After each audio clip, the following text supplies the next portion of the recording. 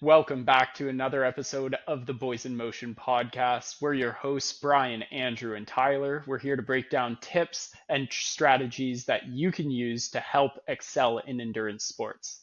This is an episode I've been looking forward to for quite some time now. It's episode 19, and today we're diving into our fall 2024 race recaps, everything from the highs and lows to crushing PBs.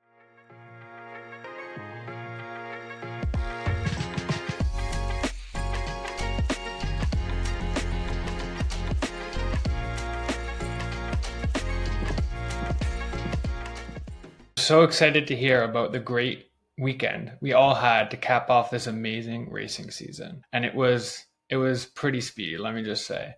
So couldn't have asked for anything better. So let's dive into this week's episode. Oh, baby, let me tell you, this weekend freaked me right out. I just loved it so much. Can't wait to hear about everyone's racing, and let's get into the weeds on how everybody did. I must say, can't really wait to sign up for the next one. Berlin, anyone? Oh, yeah. And I think just preemptive to the conversation, a cheers to the two of you for a great fall season. Ended off with a bang. I'm excited to dive in. So cheers, enjoy a nice little drink, and we'll kick things off. Same to you guys. Same to you. That was nice.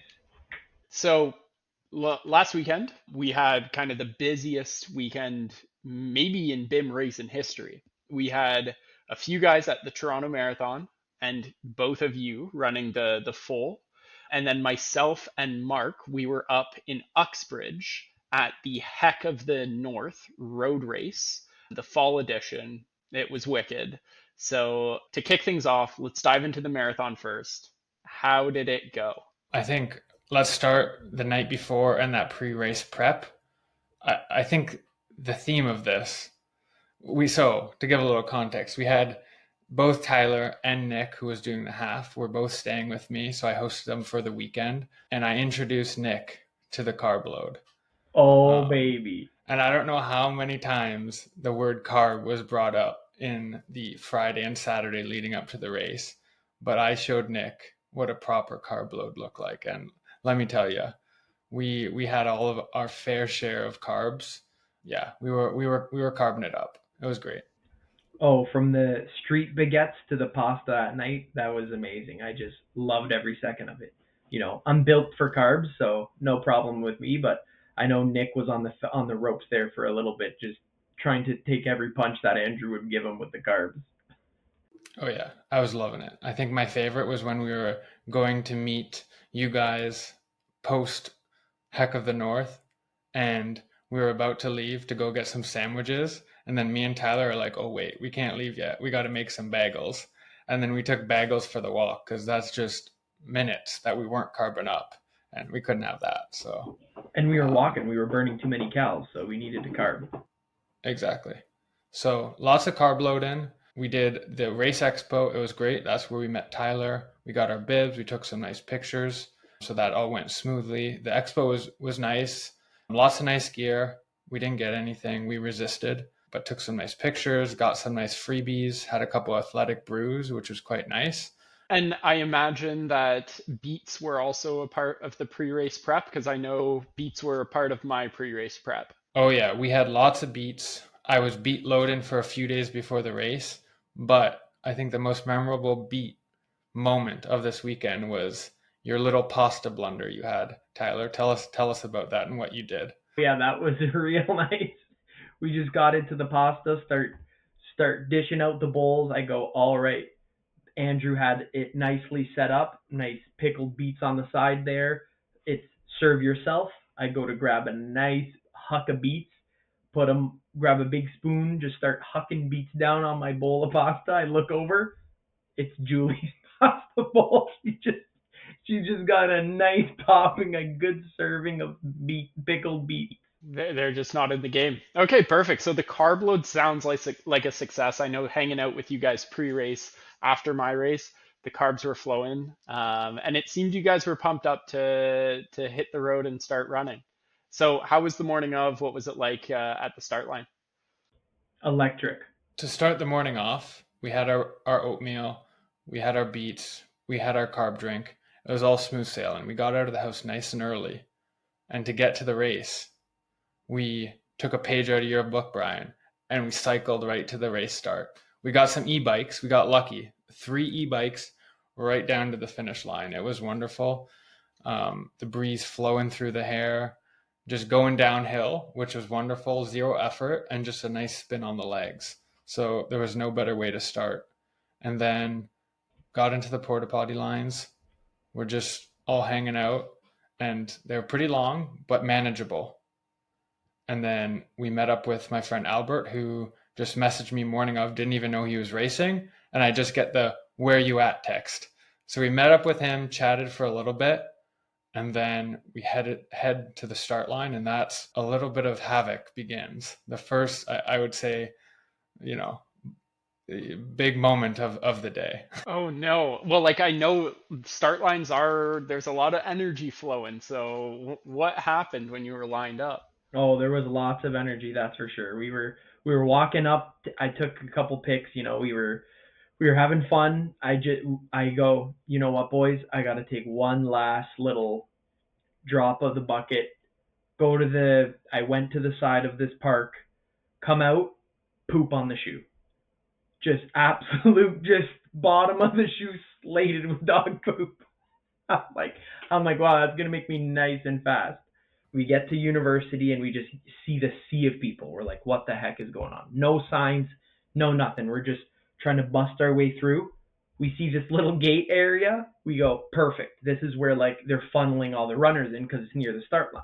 We start going in, strollers up and down. We're like hopping over kids, hopping over people. We're like, we can't push our way any closer. We're like, what the heck is going on? Like no one's moving. And I'm just like, Andrew, we got to tell them we're running here. Like, get out of the way, beep, beep. Like, we're Thomas the Train here going through. We just go, excuse me, we're running here. We're running. Because it was just people not moving. And then we realized we're in the spectator zone. We're just like, we're just trying to force our way to the start line. We just get, boom, bamboozled. We get blocked by a big fence, like maybe 4-foot fence. We get to the fence. And then we see runners on the other side. They're like, you guys got to hop the fence. Like, there's no other way. And I look at Andrew. He's wearing those high heels. I'm like, how the heck are we going to hop over this fence? So I just like hockey hop over with my hip. Buddy on the other side, stranger, just catches me in his arms. He's like, here you go. Puts me over. I catch Andrew, push him over. And then we look over. National anthem just finished. They go 3, 2, 1, bang. We're just like, there we go. Race starts. It was belligerent. It was so nice. Wow. So yeah, lots of craziness there. We go a little bit. Tyler starts with, he finds the 325 pacer, so he stops there. I try to go further. Oh no, sorry, you found the 320 pace group. No, the 325, because the 320 was in front of the other guy. Right, yes. And then I go just a little bit further and I get to the 320 pace group. That's as far as I could get. So I'm stuck behind hundreds of people. Slow man. A sea of slower. Oh runners. yeah. So it was an interesting start. I could imagine I was stressed. I could just imagine you're stressed because you're obviously trying to get that nice speedy PB, and I'm just sitting there like, what the heck is happening? I'm just like, okay, Andrew, good luck. And you just like fizzled like maybe 5 meters in front of me, and then we went. I'm like, oh God, good luck. So let's dig into race results and pacing. Andrew, I hear you've got a PB. Tell me about your race. Yeah, so I went into this race, as I've mentioned before, I was trying to chase that Berlin fast runners qualifier of 2:45. So that's what I was going in trying to break. And that is a 6:17 per mile. So that was kind of the target pace that I was trying to achieve. In the back of my head, I thought maybe I was a little bit more fit than that. So although a 2:45 is what I ultimately wanted, I thought maybe I could get a little bit of time off that 2:45. I wasn't sure how much. I did go out a little bit quicker. My first mile, because of all of that havoc that ensued at the beginning, was a 6:16. So still on pace. So I was doing good. I kind of kept that for the 2 miles, and then I brought it down to kind of in that 6 to 6:05 range for about the next 5 to 6 miles. And it was at about one big point, and this was kind of key for my race, was at about the 14 kilometer mark. I met up with a group, and it was Ethan, he's from Iowa, and JP, and he was from Edmonton. And Ethan was from the States, so he was a miles man, and he was trying to ask people like, "Oh, what are you trying to run?" And they're all throwing kilometers at him. And then he was like, "I'm trying to run 6:10s." And I was like, "Perfect. That's exactly what I'm trying to run here. So let's go together." And then the other guy was also trying to run around the same. So we went together for a bit, and we were together for a few kilometers. JP drops behind, and then Ethan and I just start zooming off together. We start gaining time. I get a few sub 6 miles, but then I'm chatting with him, and he's telling me that he is a 225 guy that is just out of shape and is just trying to see what he can do. So it's at this moment, and I was still feeling good. The wheels were not falling off in any way. I'm just past the halfway mark. We are going into kind of Corktown, doing the rolling hills in that out and back section where you do the rollers and back. We were zooming, we were catching people, we were just strictly hunting at this point, and we were both feeling good. But in the back of my mind, I said, I feel good, and I feel like potentially I could just keep increasing with Ethan right now, and I could really race and see how much I could get out of myself today. But then I was like, I need to be a little bit conservative because I want this 245, and if I miss it, I don't have another opportunity to get into Berlin in 2025. I kept with him for a little bit, was still feeling good, but then at about mile between 18 and 19, he starts picking it up just a little bit more, and I say, "Go." I need to stay conservative, so I just stuck with that. Stuck with about between kind of 605s to 610s.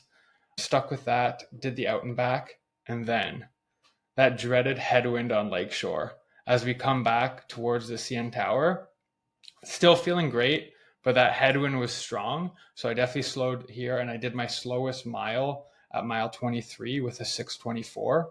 It wasn't that I was feeling bad. The headwind was strong, and at that point I was all alone. But then I was kind of chasing to get people. And then once we turned on to Eastern, we got back onto Eastern. I was with someone, and I said, just a bump, and then it's the finish. And then I started speeding up again and zoomed right to the finish, and then ended up Bay Street. It was crazy. The crowds were awesome. It was so loud, and you just kind of forget where you are. I was trying to look for people at that point, but I couldn't, just because it was so loud, and kind of zoned into getting to that finish line, and ended up finishing with a 2:42.11, and actually ended up just being 15 seconds behind Ethan. So in that last section, I definitely caught up with him quite a bit. Saw him at the finish line. We chatted for a bit, and it was just kind of a great moment. Yeah, and huge shout out to him, because he definitely, through that middle section, definitely helped me get more out of myself than I think I would have done if I was just trying to play that conservative race, just trying to go just under 245. So all in all, it was a great race. Hit the goal, and the Stein is full. The application for Berlin is in, so now we just wait for that official result. Well, congratulations. The PB was blown out of the water. Just a few stats for people listening at home. Like Andrew said, 2:42.11. It ends up working out to a 3:48 per kilometer pace. Looking through the stats here, you had 1 kilometer, I believe, one kilometer split that was above a 4 minute kilometer, and that was right at the start when you were getting caught up with slower runners. So you unlocked a new gear this weekend. Congratulations. Absolutely crazy. Being out there on the same day under the same conditions, although it was a beautiful, beautiful day, beautiful conditions, but just seeing that firsthand, just amazing, amazing. I loved it. So the alpha flies, how were they on the feet? Were they a good ratio? Amazing. Absolutely amazing. Would buy them again. Worth the dollars to buy them. The feet were comfortable the entire time. I felt the pop. They were just, yeah, they were great. I felt speedy them. The turnover was quick. Sometimes, like at the beginning when I was weaving in and out of people, maybe that was the only time that I could kind of feel the sway on the high heels. But other than that, they were awesome. That's great. So some standard questions that we're going to ask each other. What was the high point? What was the low point? And what's one great takeaway for the next race? High point was the fans. Had some family and friends come out, and being able to see them at different points of the race is always like a nice mental thing for me of I know people are there waiting for me, so I just need to get to that point, and then I can think about a next section after that. And it always gives me that nice boost throughout the race. So having that support is great. It's like a And free then gel. It's like a it's free a free gel. gel, but they're all the 20-gram gels. But my 40-gram came at the perfect moment, and I was at kilometer 36, 37. As I was battling those headwinds, I see this man, the mustache man himself, crossing a boulevard, going off of his own race course, chasing me with a camera. And that was my highlight. And that is the That was a moment. 40 gram. That was a 40 gram gel. That was a 40-gram gel with caffeine, probably 300 milligrams of caffeine, because it was at that point that I started zooming off again. My next mile, I kept dropping the miles after that because I was exhilarated. It was amazing. We're gonna have to post that clip. That was just that I was gonna say. I'm gonna jump in here too. That was the highlight of my race. Just I was hunting every time we'd have a back and forth, like out and back. I was hunting that purple bin singlet, just looking for Andy, looking for Speedy Man's coming past me, and then I finally see him when I'm like about to hit that 30K mark. Just see him. I cross the boulevard. I just start going, Andrew, let's friggin' go, Andrew. And then he looks at me, he's like, let's go. It was awesome. Just a great moment. That's sweet. Yeah, and I love that video. You're right. We do need to post that. Okay. With such a successful race, what was that low point? Low point for me was at the beginning, I would say from about kilometer 6 to about almost the half, pretty close to half. I was having some not I'm going to say it was stomach issues where it's not that my stomach was slowing me down in any way and not to the point of GI distress, but it was something going on in my stomach where I was like, is this going to turn into a bad day? And I was very lucky that it did not happen, but there was definitely something going on. And I'm glad it didn't turn. I think maybe at the halfway mark, because the crowds were so crazy, I saw my family at that point.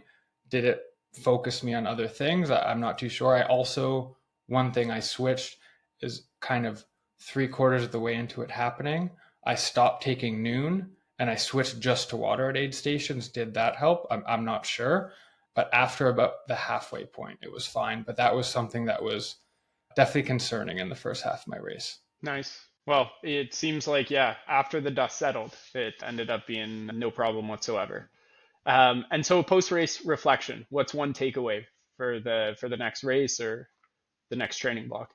Yeah, I think the one big thing I'm taking away from this now that I have passed the races where I'm trying to qualify with a specific time, of seeing what I did in the middle of the race with someone, is going having goal times and like things that I want to hit, but more racing based on effort and with pace groups and based on terrain and what feels like the effort I should be at, as opposed to just being like trying to be very robotic with my splits. I think is something I'm going to try to lean into more as I'm trying to chase down these front packs, of getting a bit more into the racing as opposed to my own race, to kind of unlock that extra little bit on race day. Oh, that's awesome. The strategy is going to start. You know, you're at those lead points in a lot of these races, especially the small ones. You're always hunting podiums. So, yeah, I'm excited to see some medals come your way in the future. It's very freaky when you start racing for podiums. Freaky. I just love it. Tyler, now it's your turn. Although you were part-time media man, you were also racing yourself and had quite the race. And I hear it might have been a PB. So tell me about your day. Oh, well, fast forward right to the end there, and yet, of course, it was a nice PB, a sub 325. I got it in with the 324.12 as a marathon PB. So I was very happy with that. Going into it, I just wanted to, avoid that dreaded bonk and keep those splits even, baby. So that's all I was hoping for. Not going out too quick, and really that was my main goal. Coming 4 weeks post a race Ironman, I wasn't going to be too disappointed if the legs can perform on the day, but I just really wanted a good split day. But everything fell together on the day, and it was real nice. I decided to take some tips out of Andrew's handbook, and it helped a lot. Strategy for pacing was I started lapping at every 5K, so it was like little 5K chunks. Did that pace band on the arm, although I'm a sweaty man, fell right off after like maybe the first 5K. I was like, wow, nice. That was really irrelevant. But I just remembered 24:18, 24:18. Those were my 5K splits I had to stay within.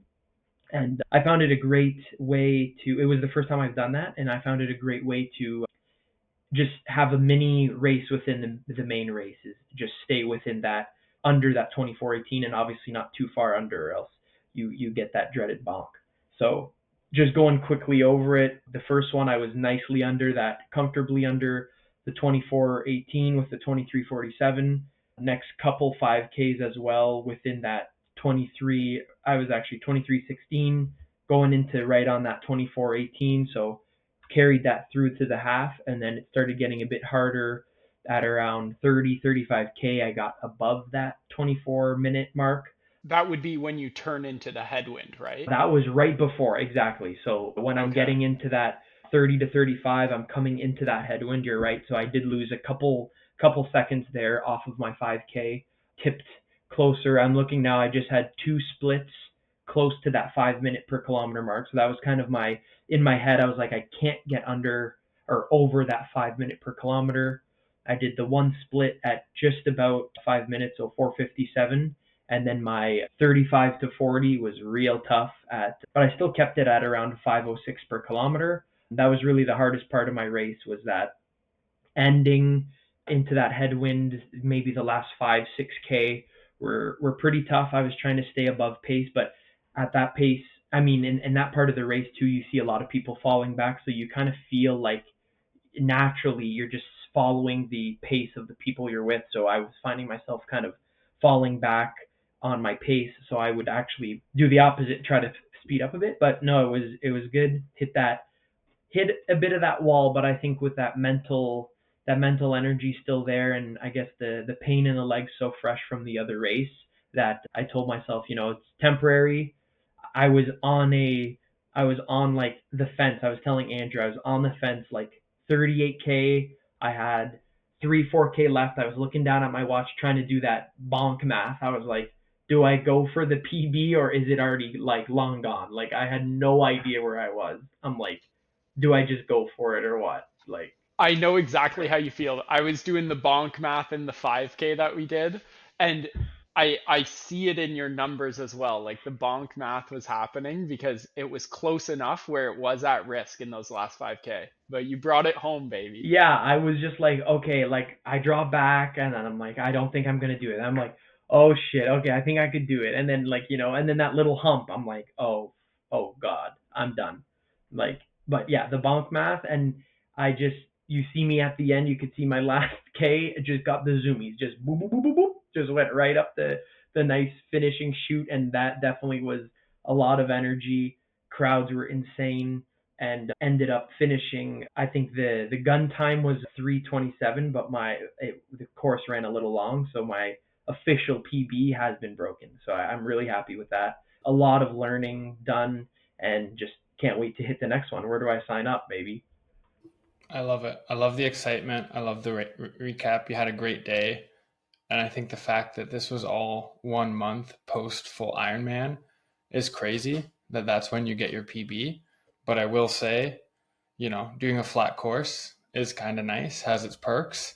So, but as we go into your highlight, the low point, and the learning for next time, I do just looking at your final kind of your final like 30 to 42.2.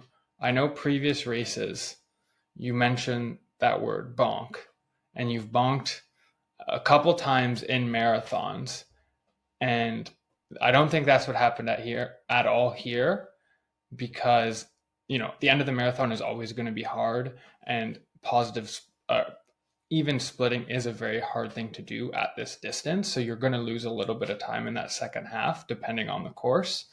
But what I think is pretty impressive is if you look at the rankings for this marathon and looking at what rank you were in that last, I think it was from the 30K point or the 35 kilometer point, you actually advanced 200 people that point to the finish, which I think is pretty impressive. Of like, from the people that were around where you were, you really did hold it together pretty good, all things considered, with that headwind, which was a big challenge for that part that is already super tough. That's a great point of analysis and just shows that grind at the end, right? Without that kind of positive split against the average person in that group you were running with, you may not have hit your PB if you just stayed moving with everybody else. 100%. That's what I kind of realized. Like I was in, everyone's hitting that wall.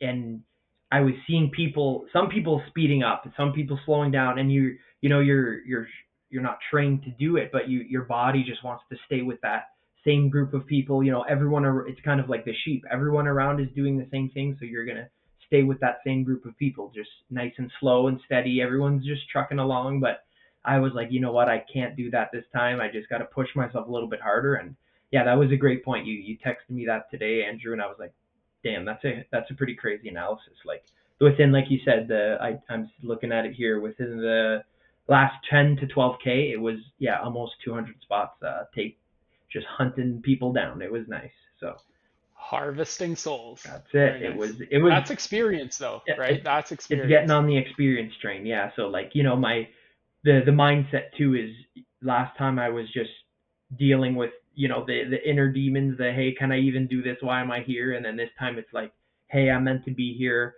I'm here to have fun. That was another big thing. Like I guess that could go into the highs and lows. Like I'm here to have fun. Why are you stressing about this?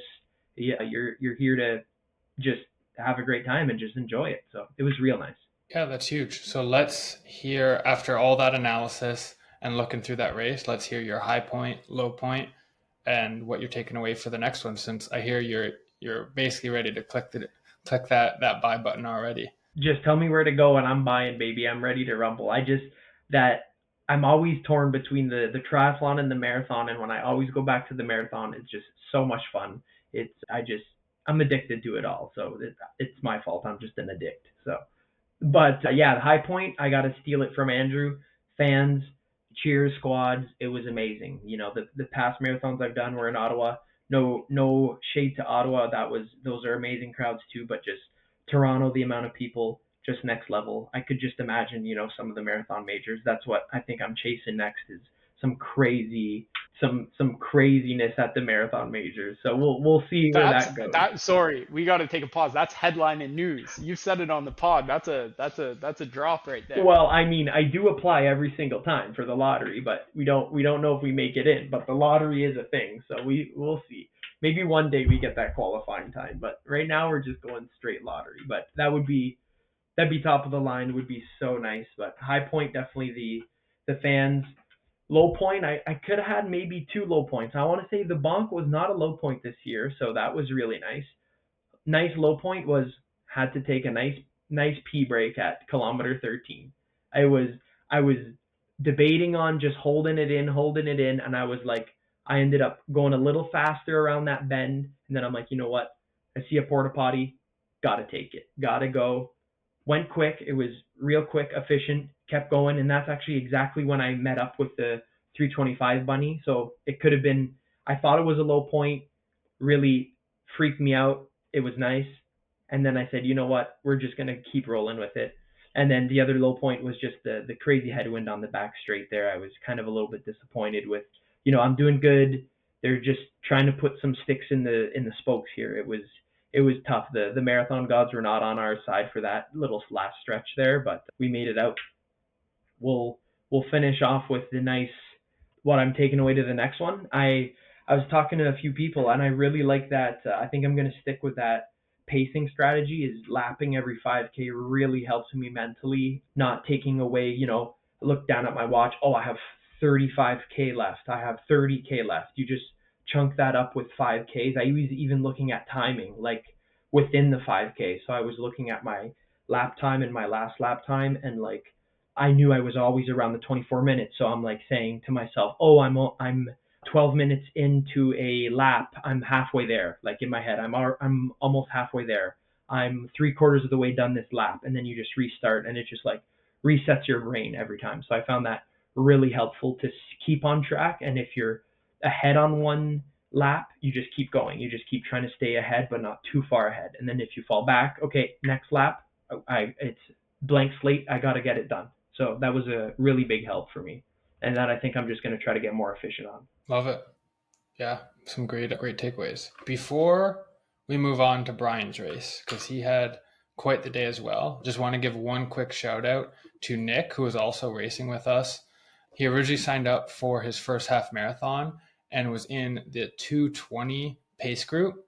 We convinced him to change his corral the day before to the 2 hour to The day before. 204 pace group. But in classic King Sandbaggers fashion, he ran a 1:52 on the day. So huge first half marathon with some, leg niggles that were going on. And Tyler and I got the text today that the idea of signing up for a full marathon is quite appealing. So we'll leave it there. And I think now is the perfect time to maybe move on to Bryan's race recap. So Bryan, excited to hear it. Let's hear. How did you do? Yeah, so it was Heck of the North 2024 up in Uxbridge. It was a road race, which featured kind of like a figure eight course on kind of open roads, country roads, a few turns, but not too many. It was a peloton of about 120 to 150 riders. I'm not sure exactly how many people. I was fortunate enough to have another BIM boy by my side at the start line. Mark joined me for the race, which was super awesome. So the two of us, morning of, headed up from Niagara to Uxbridge with Mike and Adam, who both joined us as our off the bike domestiques. We got to the race about an hour before the race and just set up our bikes. Not a lot of warm up, not a lot of chaos. And then, yeah, we just kind of got started, hopped on our bikes, joined the starting corral, heard a little safety message, and then we were off to the races. How was the start? How did they kick you off? Was it a gun on your market set go, fall off the pedals, bing bang boom? No, so it was much nicer than that. The way that they started off this race was they actually kind of had a controlled start, and there was this mega climb right at the start, probably at least 50-meter climb right at the start, and it was controlled. So there was a van out front, and then all the peloton kind of like rode together up that hill, and then over the hump, and then took our first corner all together with like a controlled pace. I mean, going up that hill, we were still doing 350, 400 watts just to kind of stay in the peloton. And Mark and I, myself having done some criterium racing before, it was key to me, and this was reinforced to him, to kind of be in that top like 20 riders, especially at the start, because if there's a fragment in the group right at the beginning, it's almost impossible to stay in that A peloton. So that's essentially what we did. Kind of start up this climb, take that corner, and then three honks of the horn of the like van that was leading out, and boom, off to the races. Immediately we turn that corner and we're 45, 50K an hour, and the attacks were relentless, especially at the start. The bike races that I've been in have kind of all been like that right off the bat. It's just, yeah, just try to hold on to the chain. People just try to tire people out right off the bat, maybe, and then get people to drop. Is that maybe the tactic? Yeah, you don't want anybody sitting in like, and it's easy to weed people out at the start, especially an event like this that isn't like super sanctioned where everybody's a team racer. It is worthwhile to kind of like put a hard effort in for some of the pro teams just to see one if they could get a breakaway and like establish a breakaway early and ride away with the whole thing, or two, at least drop some riders who maybe don't have that surge and can't hold on at the beginning. What did that kind of look like as far as the dynamics of the race? You were a nice team of two, but were there like large teams there, a bunch of solo riders, or what was that like? Yeah, so there were a few teams. I think the notable teams for me, anyways, from my point of view, was the Toronto Hustle. They're a kind of pro team out of Toronto. They ended up winning the race. A young rider named Hudson. It's two times back-to-back champ of this race. There was also the organizing team, which was Real Deal Racing, who had a number of riders as well. And I think they definitely there was somebody on the podium from their team as well. So yeah, anyways, the attacks were out early. The profile of the course was nice at the start. There were some like little kickers where it's like a sharp incline that you just need to push out a bunch of watts, but the moment it's over, it kind of like decompresses again. And the first 28 kilometers were downhill. And then there was a large kick, like a large climb at around the 30-kilometer mark. It sort of continued to climb to 45K. And then it was sort of a little bit of a lull. And then there was a steep, long climbing section at the 60-kilometer to the 65-kilometer mark. And then we had about 5K left. So the race in total was 70K. Myself, I raced it just around 40 kilometers an hour in the A group. So in kind of like the lead peloton the whole time, it was tough to stay with it. Up three of the largest climbs of the race, I actually got dropped from the A peloton and had to claw my way back with a number of riders. Mark got dropped at a significant kicker that had like a grade of about 6-7% at the 12 to 13-kilometer mark. And myself, I got dropped at the 30-kilometer mark, then again, I believe at like the 40-kilometer mark, and then at the 65-kilometer mark. But I was able to claw myself back in the last 4K and actually go into the sprint finish and finish with P, which was just amazing, and was able to pass some riders in those last few hundred meters. So cheers to that. That is crazy. I can't believe that. You were kind of telling us about that story near the end. Like, this was your main goal. Like, what was your main goal going into this? I know, it's your first, let's say you've done crits, but it's your first longer cycling race. Like, were you just trying to go out there and have fun, finish in the in the A group peloton, let's call it, or were you really trying to like podium and see give people a run for their money? No, so the goal was to stick with that lead peloton. So to not get dropped from the lead peloton. I mean, I ended up getting dropped, but clawed my way back. I consider it not getting dropped because I finished with them in the sprint finish. It was not my responsibility, nor was it in my wheelhouse to be chasing down attacks and that sort of thing. It was just enough for me to kind of stay with that group. Although there was a point right before the first time I got dropped from the peloton where I actually took the front of the race and put in a big attack. And nobody chased me because they all had the foresight and the knowledge that there was this big hill that was coming. So I ended up taking the lead for about a kilometer, pushing out a ton of watts, and then getting dropped by the whole lead peloton up the big climb that followed. Do they So just that was swallow a you? Is that what they they do? swallowed me completely. Like everybody there is 160, 170 pounds pushing 800 watts up the hill, and just boom. It was, yeah, they were out of sight.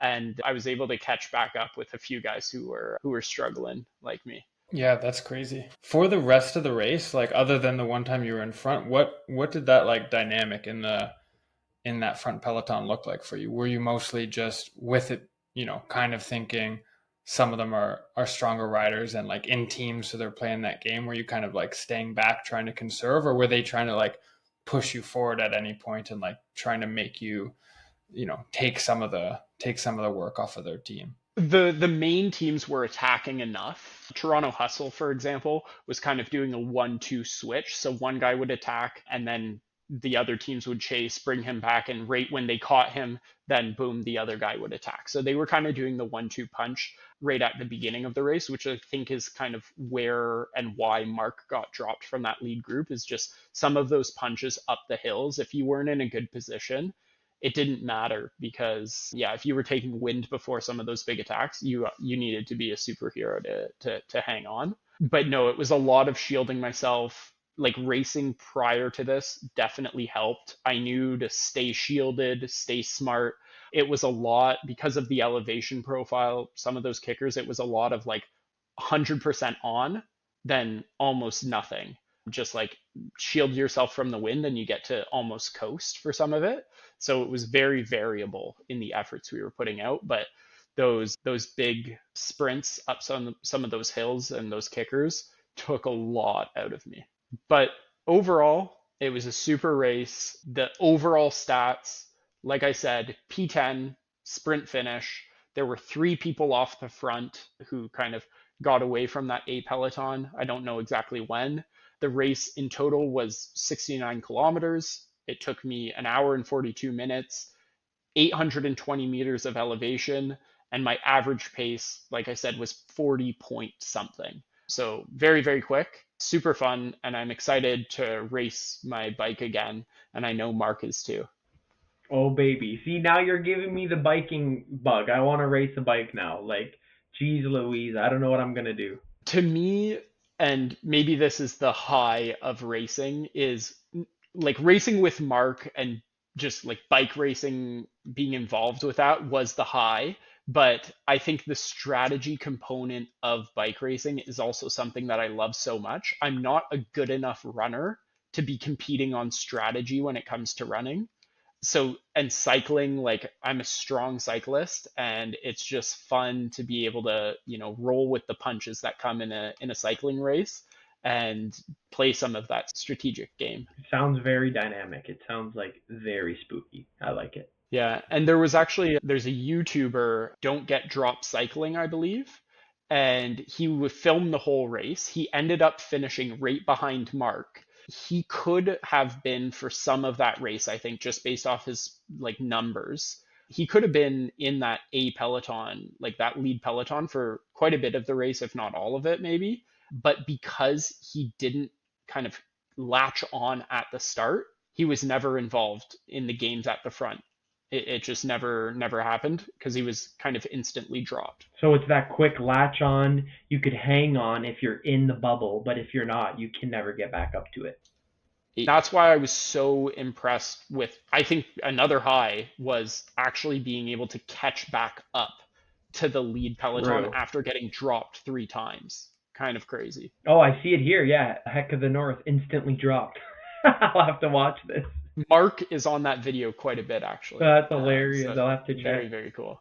That's pretty cool. It's kind of like, obviously I'm not going to compare indoor cycling to this racing, but it's kind of that same strategy where you started showing me last year on my whoosh. You got to stay with that front group right at the start, or else you can never reach it back. Like me and Andrew will be out in the back just having lunch while you guys are actually racing. I love the B group. That's who I belong. But yeah, that's seems like a lot of highs, and I think similar to our races, it seems like your race was super successful. So probably not a ton of lows, but was there anything throughout that race that it was challenging or had you thinking that bonk math? Yeah, so for me it was just that like climbing capability. It's something that I haven't really tested myself in a race condition, and getting dropped going up hills sucks because it means that hill is just extended, because then you need to push on the flats to get back.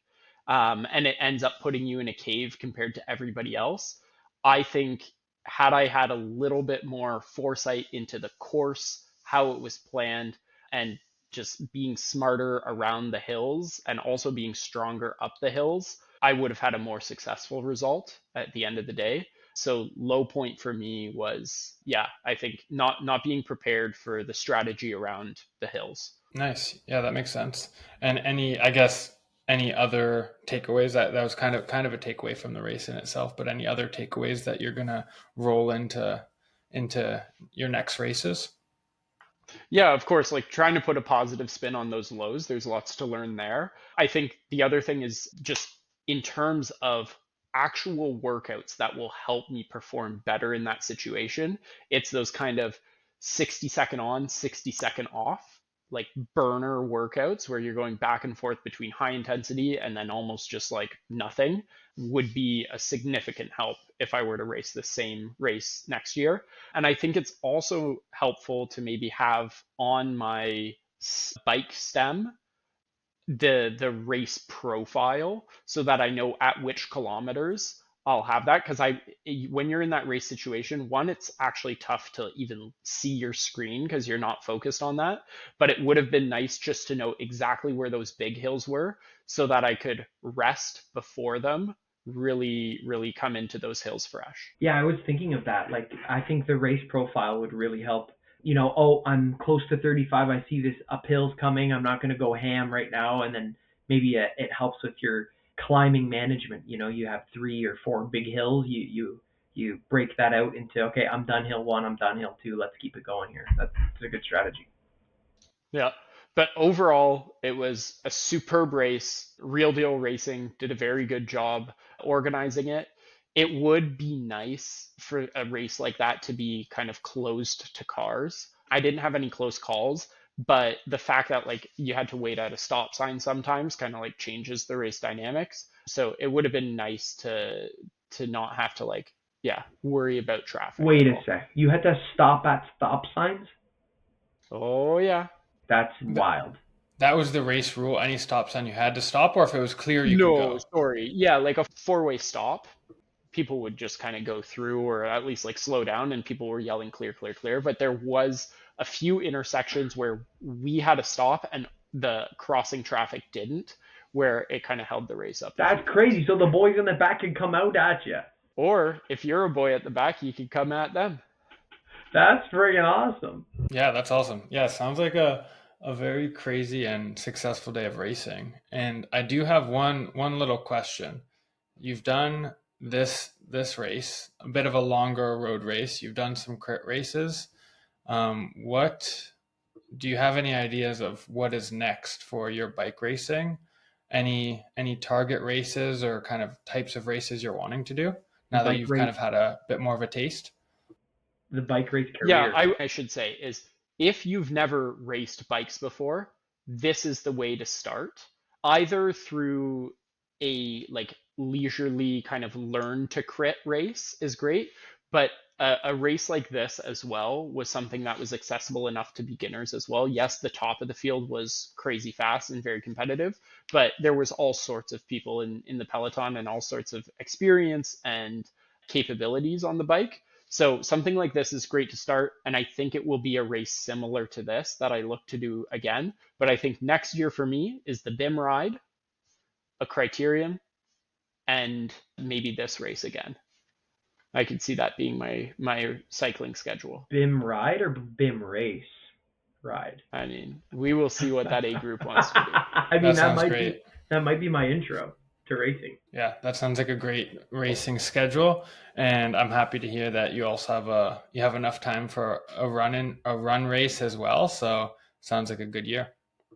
Of course, yeah. That I think that's kind of the perfect last news to wrap up the episode on is there's a big contingency of Boys in Motion folks that are participating in Around the Bay 2025. It's on March 30th, 2025, I believe. It's a 30-kilometer road race around the Hamilton Bay. You can check it out at Around the Bay. And yeah, come join us. We've got a team, Boys in Motion.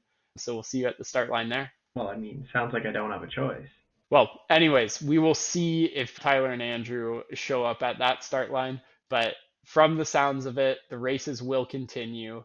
For everybody that's still listening, we just wanted to thank you for tuning into this episode of the Boys in Motion podcast.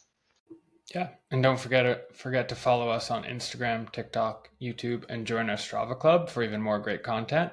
subscribe to our podcast on Spotify and Apple Podcasts so you never miss an episode. And remember, although we got all PBs, we're not professionals, and we are not medical or athletic professionals.